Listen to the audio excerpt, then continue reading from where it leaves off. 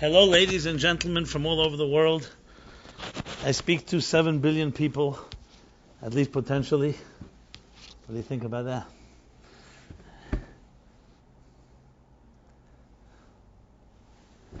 I feel like Moshe Rabbeinu on Har Sinai. Says God and him. But then, in effect, everybody else. Centennial of a new era.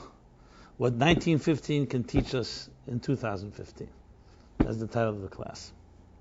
And that is because tonight is pretty much an obscure date. However, before I state what it is that we all know the last century, 1915 till 2015, has been the most momentous, the most eventful century in history.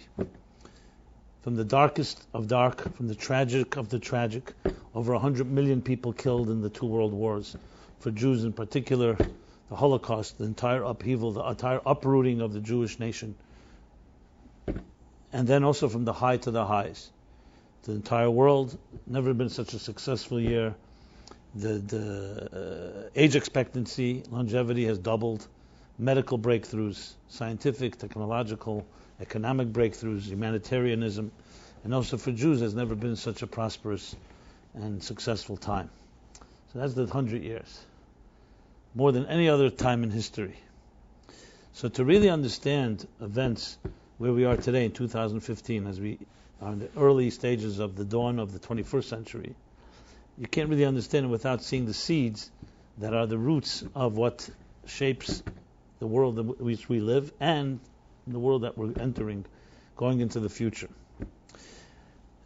So back in 1915, no one could have predicted what would have been coming, both on the negative and on the positive side.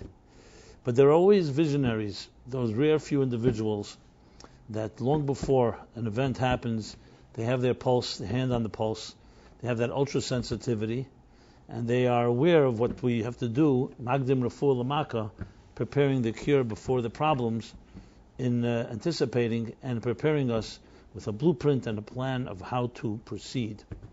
And indeed, there was a man like this. His name was the Rebbe Rashab, the fifth Chabad Rebbe, who in many ways, back in the beginning of the 20th century, the late 19th century, anticipated and prepared the ground for a new world.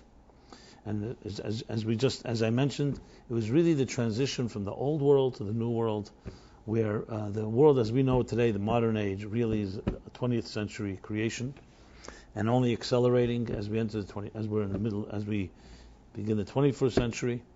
And as a result, as I've discussed a number of times, he established a yeshiva, an army, a training ground for training young people how they should have the passion and the guidance and direction how to take on these new challenges.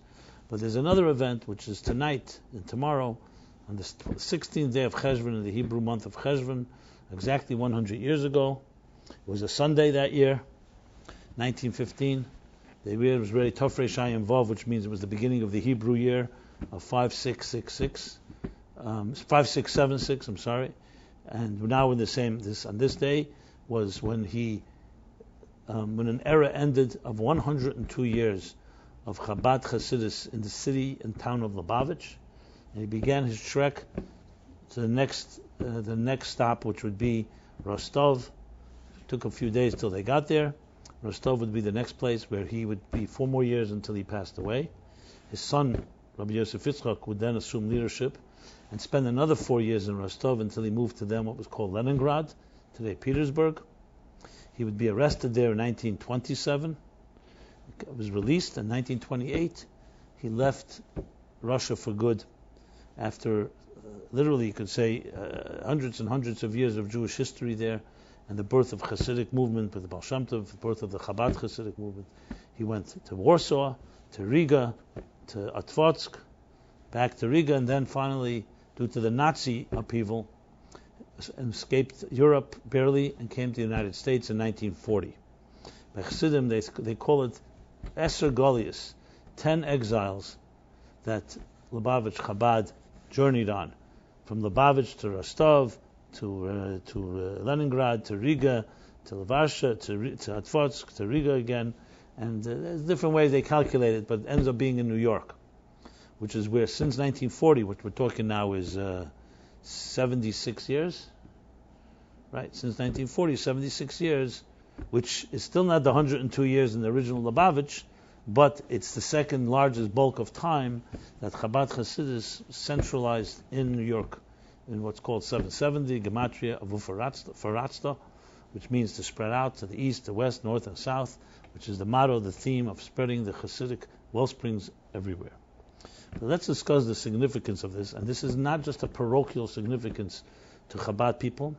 This is a significance that I would say is universal and global, as just as Sinai may have been initially a Jewish event, it ultimately came to change the entire world, where over 4 billion people today see Sinai as their watershed moment, beginning that spawned Christianity and Islam. The Bible remains the biggest best-selling book. The same is with this seemingly inconsequential event of a man with his son and a small group moving from a town called Lubavitch, traveling on, would seem to be almost insignificant to most people. Indeed, it actually represents and reflects a major shift in history, and a major shift that we all can learn from, Jew and non-Jew, on every possible level. And what is this shift?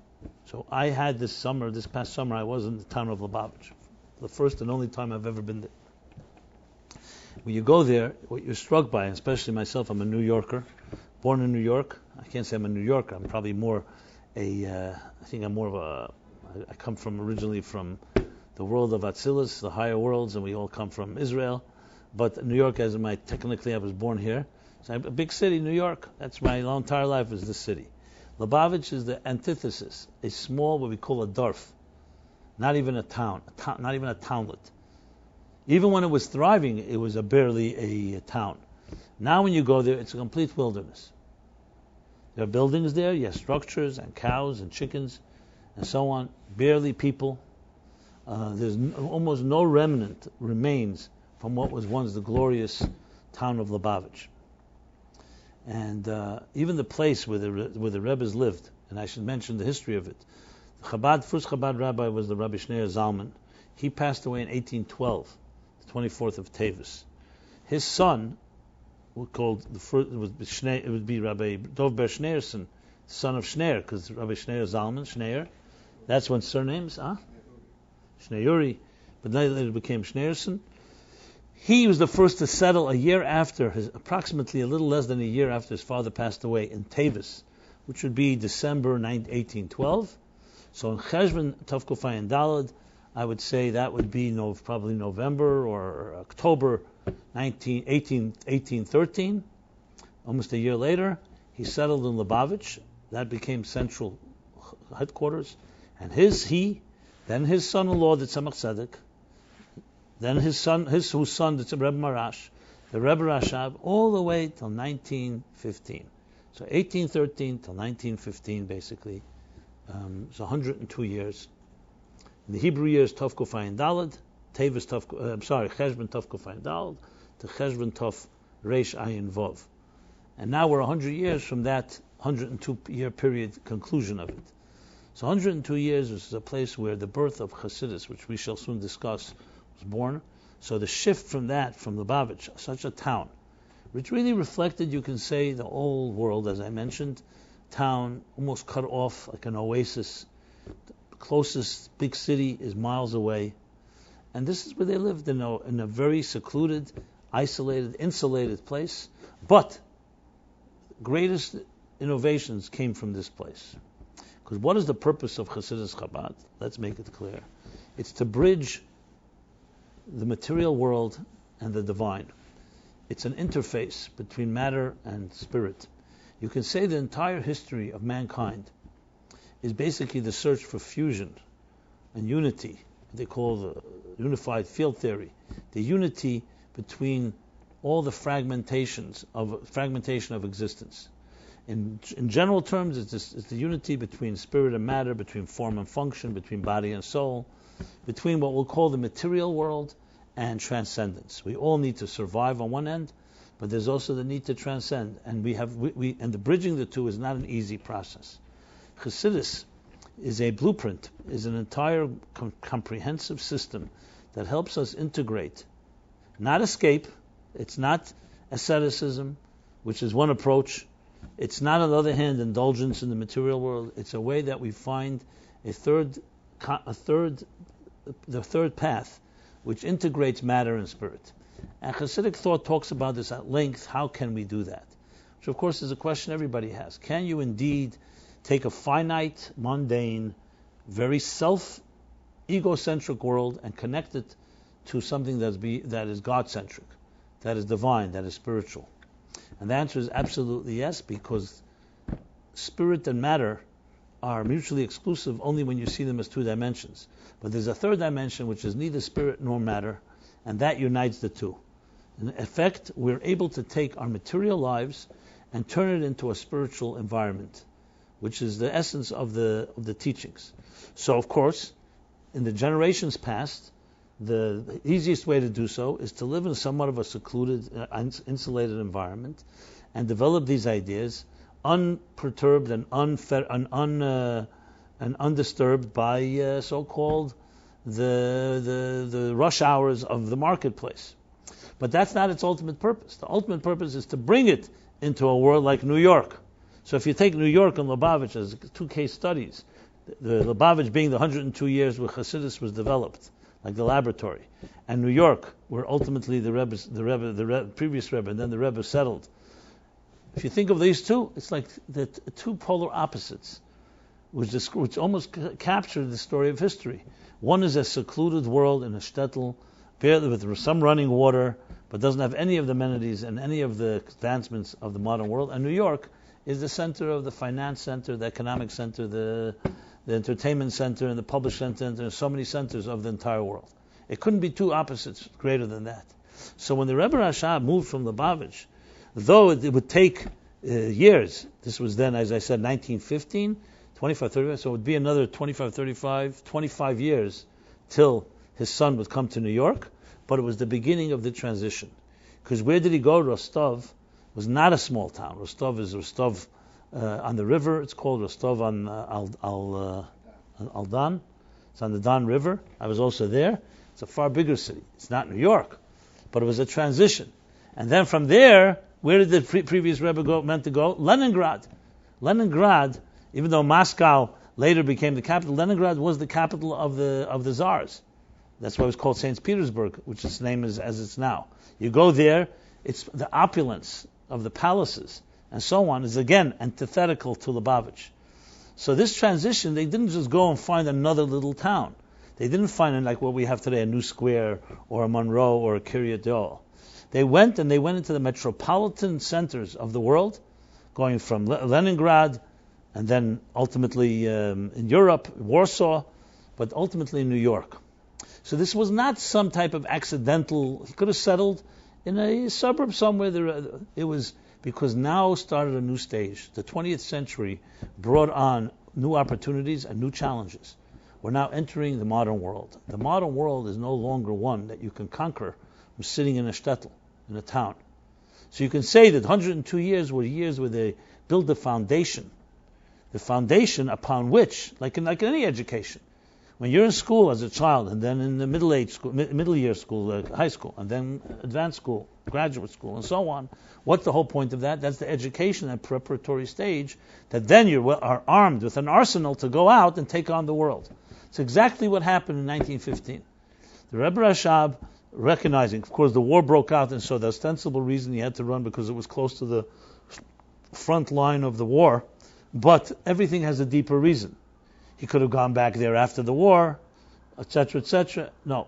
It was recognized that a divine sign, the time has come to leave the kollel, to leave the world of the cocoon, or in the words of a few chapters back when we read Noach, when after Noach is in the Teva, as we discussed, Baal Shem Tov says Teva means word, surrounded by the words of Torah and Tefillah, because Teva, in Hebrew, there are different words for a boat. For an ark, you could say Aniyah, Sfina, but Teva also has the meaning of words, because it represents surrounding ourselves to protect ourselves from the raging floodwaters of material life and all its temptations and all its seductions. We surround ourselves with these holy words. Like you see children for 9 months are surrounded by the embryonic waters, studying the entire Torah. When they're born, we surround them with holy letters in their cribs and bassinets. So now comes a time after the flood is over, God says to Noah, he has to command him, just like he said, go into the ark and surround yourself with that protection. Now he has to command him. Why does he have to command him? Because after Noah is protected and so nurtured, and the cocoon and the womb of the ark of these holy words, now he doesn't want to leave. Why risk it? Why go back out to a difficult, hostile world and rebuild the world? So God has to command, leave now the ark. Leave your womb. And has to command again, Pruravu, build a home and a family. And the fact that the world can become corrupt, there's a risk, yes, but you have the strength to do it. So that's the story with our lives as well. All of us begin first in a cocoon, in a womb. We build the resources, and then comes the next stage where you have to enter the real world, so to speak. So 1915 was a watershed moment in that sense, where the Rebbe Rashab sensed a new stage was beginning. And he moved to Rostov, and it would begin, as I said, the 10 Gilgulim, the 10 wanderings, just as the Jews had 42 in the wilderness, 10 wanderings, until they came to New York. But well armed. So everything that would happen after 1915, World War I, the Russian Revolution, the great challenges, first under Stalin, then of course Hitler's Holocaust and the Nazis, and then finally the war being over and Jews trying to rebuild. Now we're armed with the tools of 102 years, because what the Rebbe Rashab said, his son writes this in a talk that he gave Yutas Kislev Tofresh Tzadik Gimel. It's printed in Likutei Deburim, Volume 1, if you want to look it up, page 36. He says the following, that when we were leaving Lubavitch that day, that Sunday, so 3 days we spent in a city called, I think, Ural, and from there they went to Rostov. So he says, my father spoke about, he says, our holy fathers spent 102 years in this place, and now we start a next stage of our journey. And he said 102 is the gematria, the numerical equivalent of the word Yesod, which is 80, Yud Samach Vav Daled, plus 22. 80 plus 22 is 102. He said, Yesod is a foundation. He says, because here we built a foundation, and that's expressed in a foundation that articulated in the 22 letters of the Hebrew alphabet.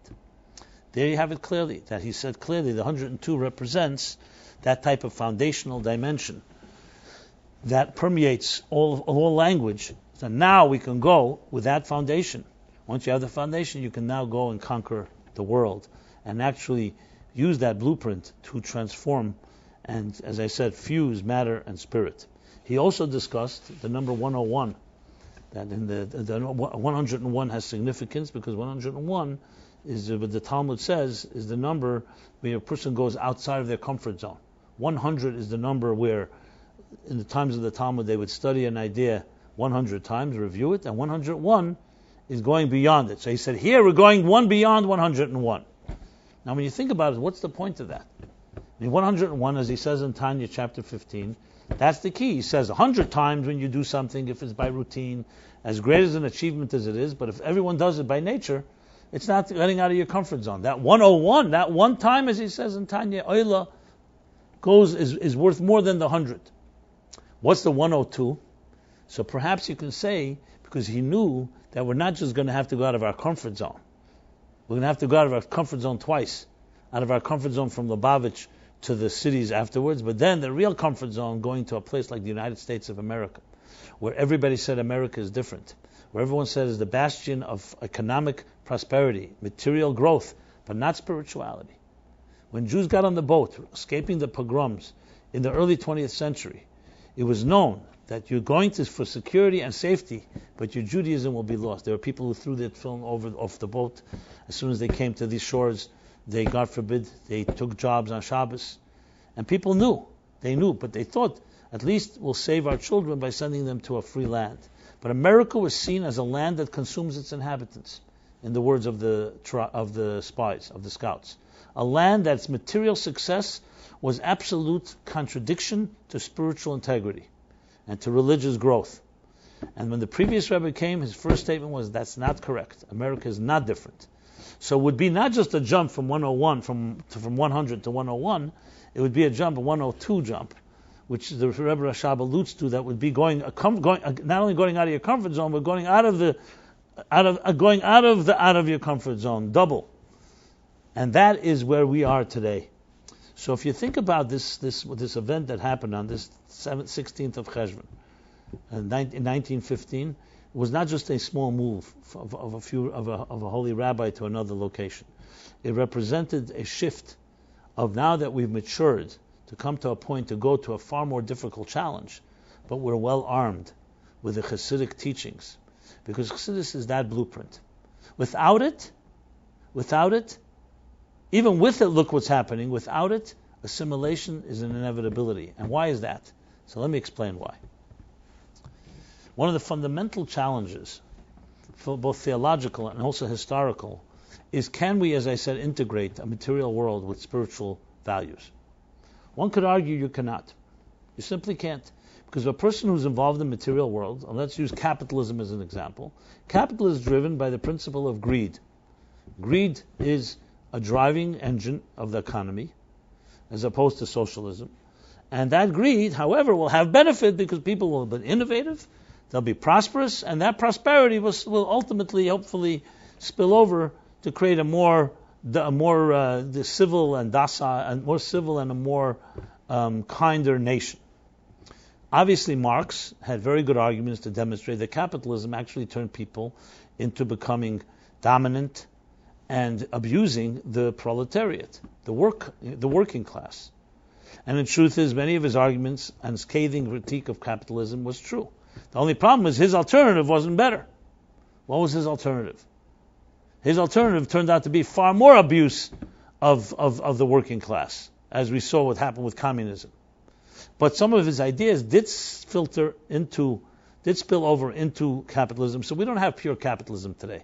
The fact that there are working unions, the fact that there's a minimum wage, the fact that there are rights for workers, and so on, is a part of the socialism that affected and somewhat tamed the raw selfishness, you can say, of capitalism. But let's take it on another level. When the Jews lived 500 years ago, 400, 500 years ago, the Jewish people lived mostly in shtetls, in ghettos, completely separate from, and were not even allowed to mingle and assimilate, even if they wanted to.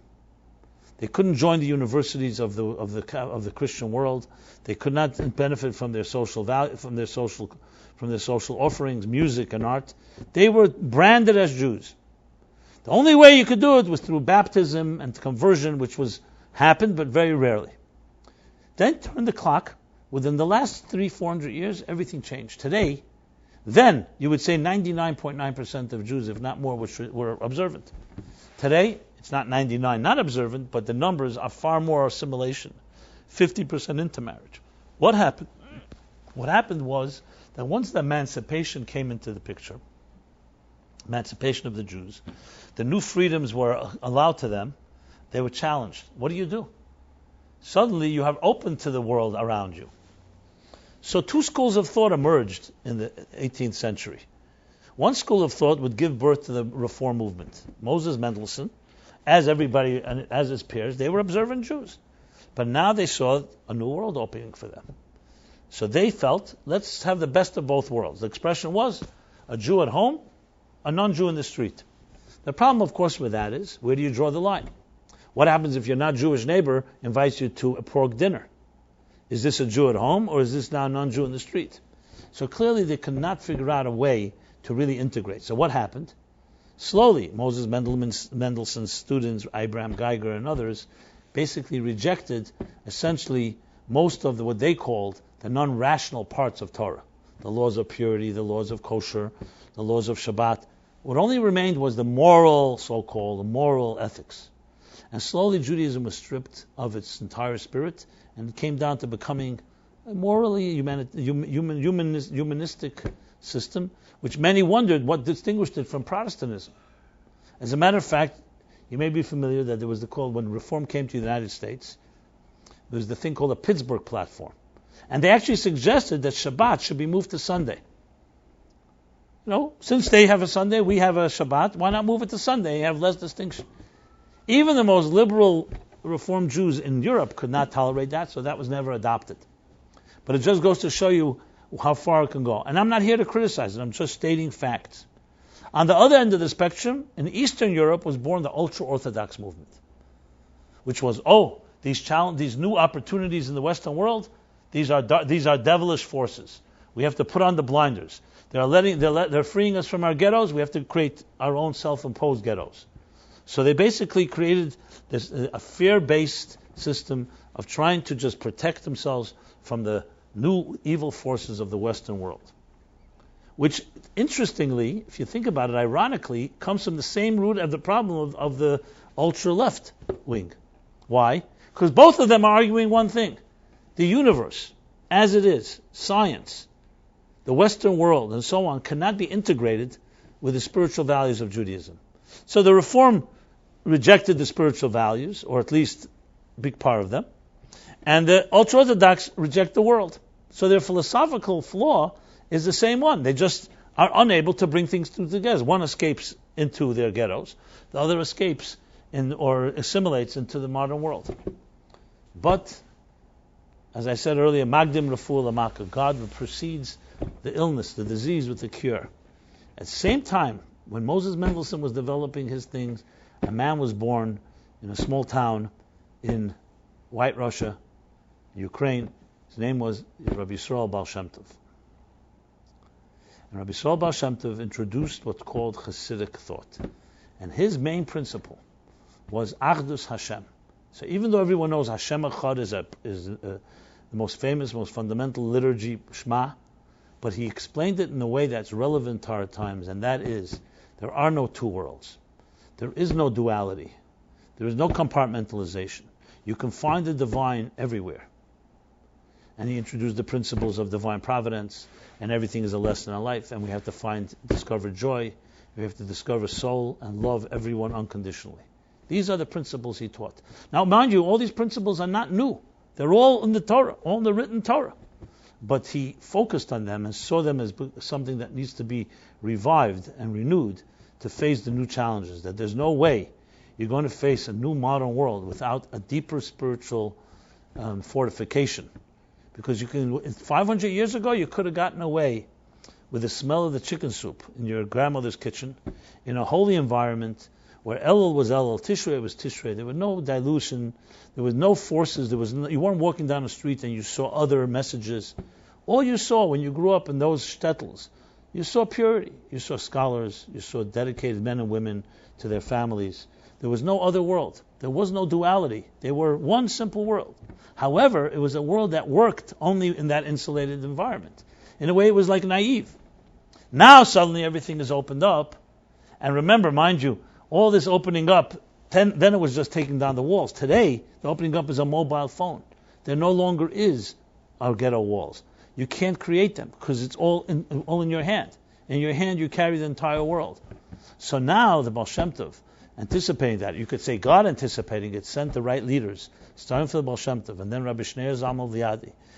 Say the Baal Shem Tov said, everyone can serve and connect to God, and the Alter Rebbe taught how we all connect to God.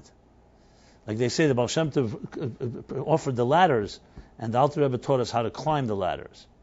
So what is the ladder? The ladder is the fusion of how can you really integrate a modern world with all its blessings and all its overwhelming forces, and not only not be overwhelmed, but to transform it into a home for God. The two other schools of thought could not do that. They either had to assimilate or somewhat compromise their spiritual integrity, or they escaped into a spiritual world, into the Teva, as I said, into the ark, and could not deal with a world outside the ark, as you see today.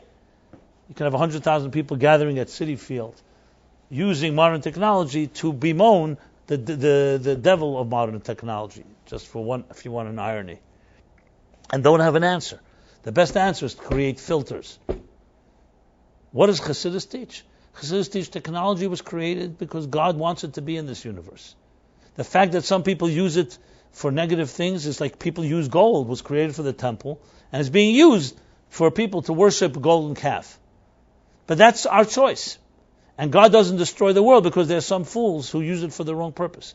Take technology and turn it into a channel, into a broadcasting agent of bringing the message of God, bringing the message of spirituality to the entire world. That's how Chassidus finds the third path. So instead of creating a compartmentalization, that I'm a Jew at home and a non-Jew in the street, or I'm a Jew that completely cuts myself off from the street, we say be a Jew, then go into the street and proudly bring that spirituality by seeing that the entire world is your platform for expressing what the divine will is. But to do so, we need to have a plan. And that's what Hasidus is. For 102 years, this was developed in Lubavitch. After the Alter Rebbe, of course, established the foundations of it, his son, and going through 5 generations, his son, Tzemach Tzedek, Reb Marash, Reb Rashab, 4 generations, I should say, developed this into a full comprehensive system. I mentioned many times Samach Vav, Ayin Beis. These were the fundamental so-called series of discourses that the Rebbe Rashab delivered where in Lubavitch. And as a matter of fact, the last mimer he would deliver on the day, Sunday, was the Tez Zayin Cheshvan. The day before was Vayera. That's the last discourse in volume 2 of Ayin Beis. And from there on, he would not say Ayin Beis any longer. He would not deliver it. He continued writing it, so we have a next volume, the written words, but it was not spoken. In some ways, Ayin Beis perhaps is part of that blueprint that still had to be developed, maybe in the laboratory, as I put it, in the Yesod of the Chav Beis Eisius, the 102 years. They belong to the 102 years of Lubavitch. But that's so-called the lab and incubator of Ayin Beis. But the implementation is now. So what did the Rebbe do in Tafshin Lamed Zayin, the 7th Chabad Rebbe, who took over in 1950? In 1977, or let's say 1976, because it was Yutas Kislev, in 1976, at the end of 76, approximately November 1976, the Rebbe said, now is the time to reveal Ayin Beis, because till then, we only had a section of it, we didn't have it in its full glory. Now, why 1976? I'm not really sure. I think about it many times. Let's say 1915 to 1976, Tafrei Shayim Vov to Tafshin Lamed Zayin. So 1915 to 1976 is what? Is 60 years, 61 years?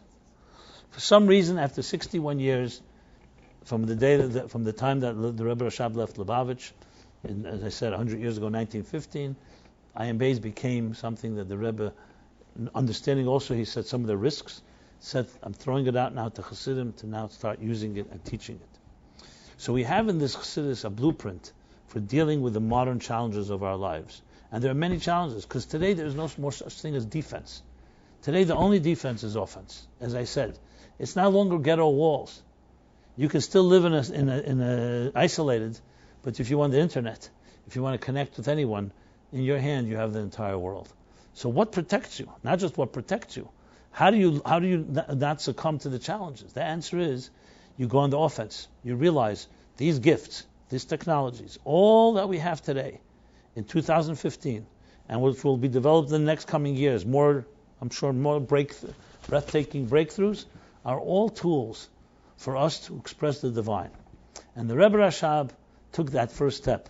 The step he took 100 years ago tomorrow I should say, was a step from Lubavitch into the world. He left the Ark after 102 years of Yesod Chav Beis Eisius, a strong foundation with the 22 letters.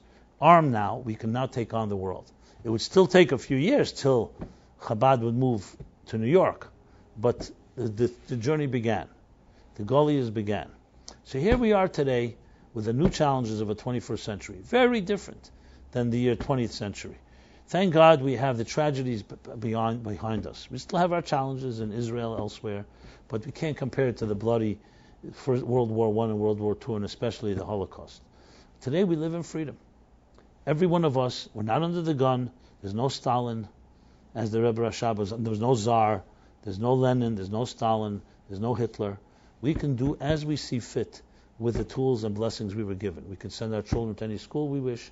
We can learn and study anything we wish, and we can use the world's gifts as tools to spread godliness, to spread spirituality, and to fuse the matter and spirit, which has been the purpose of creation from the beginning of time.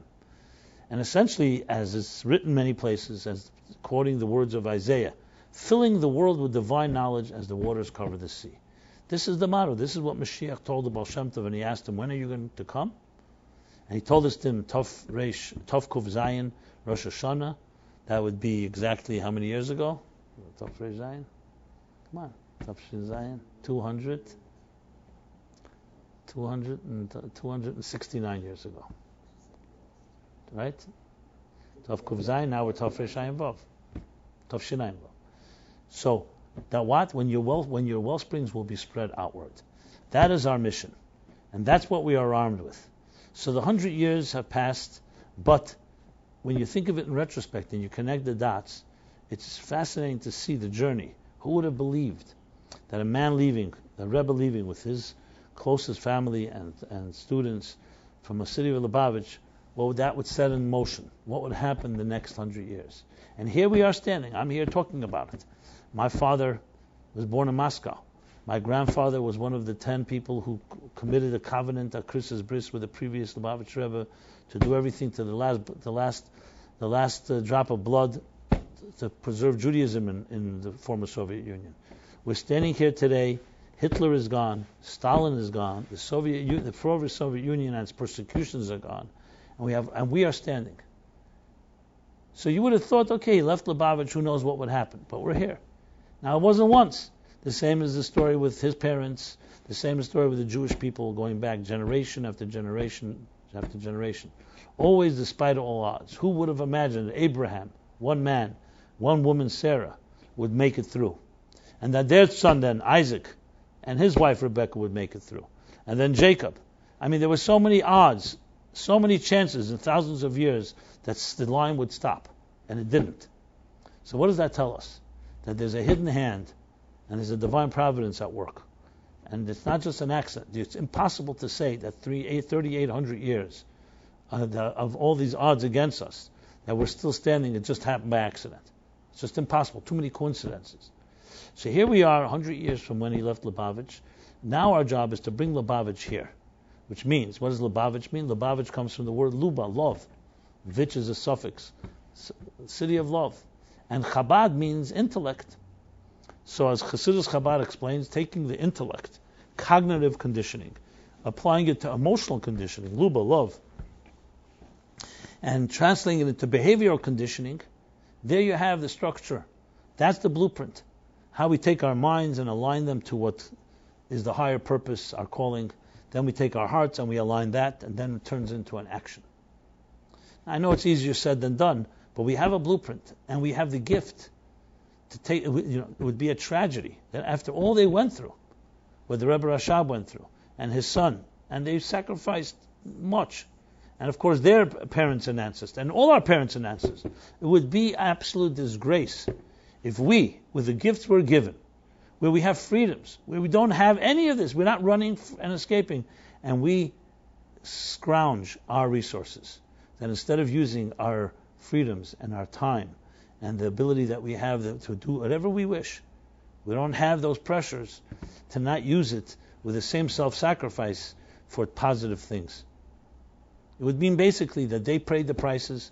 Here we were given this type of easy life, relatively speaking. Easy, I mean, is you don't have all these challenges. We have other challenges, and we create our own enemies. Because today, let's be honest, the demons come from within. Then the demons were outside. There was a Tsar who hated Jews. There were pogroms. There was the communists that hated Jews. There was the Jewish communists. And of course, the Nazis. Today we may have some people that hate us as well. We see what's going on in Israel. But the enemy today is within.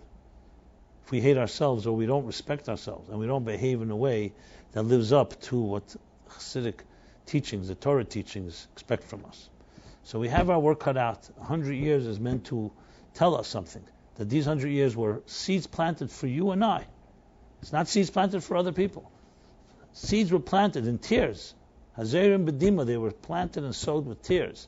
So we should have Berina Yektzera, we should